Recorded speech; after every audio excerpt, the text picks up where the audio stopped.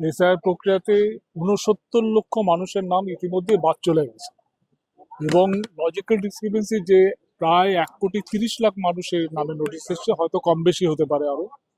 এই মানুষদের মধ্যে বেশ কিছু মানুষের নাম কিন্তু এখন অব্দি এসআইআর এ উঠবে বলে আর মানে মনে করা যাচ্ছে না। তার কারণ হচ্ছে বারংবার বিভিন্ন ডকুমেন্ট দেওয়ার পরেও দেখা যাচ্ছে যে কোনো না কোনো ভাবেই কিন্তু এটা আটকে যাচ্ছে। এবং আরেকটা জিনিস আমাদের কাছে খুব অবাক লাগছে, এতদিন ধরে আমরা শুনছিলাম যেটা, সেটা হচ্ছে যে ২০০২-এ নাম থাকলে পরে হবে না, পাস করে যাবে। কোথাও পাস করছে না। ২০০২-এর লিস্টে নাম আছে, তারপরে তার লজিক্যাল ডিসক্রিপেন্সি, তার এগেনস্টে নোটিশ এসছে। নোটিশ আসার পরে যেটা করেছে সেটা হচ্ছে সে তার অ্যাডমিট কার্ড দেখিয়েছে, মাধ্যমিকের সার্টিফিকেট দেখিয়েছে, গ্র্যাজুয়েশন সার্টিফিকেট দেখিয়েছে, আহ, কি বলে পাসপোর্ট দেখিয়েছে, এবং এত কিছু দেখা, এবং পাসপোর্ট জমির দলিল দেখিয়েছে। এত কিছুর পরেও তার নামটা কিন্তু আপলোড হচ্ছে না।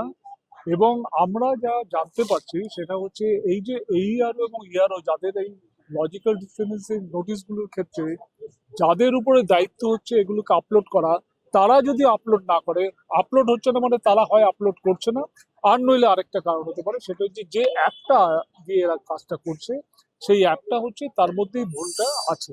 এবং যেখান থেকে আমরা দেখছি বারবার করে ৩বার করে নোটিশ আসছে মানুষের কাছে।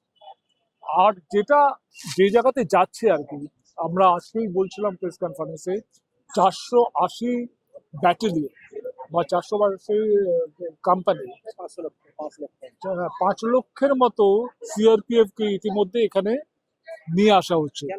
এবং আনা হচ্ছে কি জন্য সেটা আমরা এখন অব্দি জানি না। যেটা আমরা দেখতে পাচ্ছি সেটা হচ্ছে যে ডিইও অফিসগুলো আছে, অর্থাৎ যে ডিএম এর অফিসগুলো, সেই অফিসগুলো একটা নিরাপত্তার চাদরে কিন্তু ঘিরে ফেলা হচ্ছে। এবং শুধু তাই নয়, এখন যদি আমরা হিসেব করি ২৯৪টা আমাদের আহ, কেন্দ্র আছে, সেখানে ৫ লক্ষের কাছাকাছি মানুষকে নিয়ে এসে যদি নিরাপত্তা বাহিনীকে যদি মোতায়েন করা হয়, তাহলে প্রত্যেকটা আহ, নির্বাচন কেন্দ্রে বেশ ভালো সংখ্যক নির্বাচনে সিকিউরিটি পার্সোনালরা থাকবে। এটা দিয়ে যেটা করা হচ্ছে সেটা হচ্ছে এই যে পুরো বেআইনি কাজটাকে একটা আইনি রূপ দিতে গেলে, ওরা জানে এটার এগেনস্টে রিভোল্ট হবে, ওরা জানে যে এটার এগেনস্টে মানুষ খেপে গিয়ে রাস্তায় নামতে পারে, সেইটা মোকাবেলা করবে। আমরা প্রশ্ন করছি এখানে যে যদি স্টেটের হাতে যদি এটা হয়, যে সংবিধানগতভাবে স্টেটের হাতে আইন শৃঙ্খলার প্রশ্নটা স্টেট সাবজেক্ট, সেটাকে আমরা দেখছি যে কোনো ভাবে হোক না কেন কেন্দ্র আজকে ইউনিয়ন গভর্নমেন্ট নিজের হাতে নিয়ে যেতে চাইছে, যেটা আমরা মনে করছি একটা অসাংবিধানিক কাজ। এবং তার জন্য মানুষ কিন্তু ২৮ তারিখে, আমি বারবার করে একটা কথা সব জায়গাতে বলছি, এখানেও বলছি, উইথ অল রেসপন্সিবিলিটি বলছি, যে ২৮ তারিখে বাংলাতে কিন্তু ভূকম্প হবে, ভূমিকম্প হবে। যে ধরনের মানুষকে বাদ দেওয়ার যে খেলায় আজকে মেতেছে নির্বাচন কমিশন, তার জবাবে কিন্তু মানুষ যদি রাস্তায় নামে, ভূমিকম্প হবে। সেই ভূমিকম্প সইবার শক্তি যদি নির্বাচন কমিশনের থাকে, সে সইবে। আর মানুষ যদি তার অধিকার বুঝে নিতে পারবে, মানুষ অধিকার বুঝে নেবে।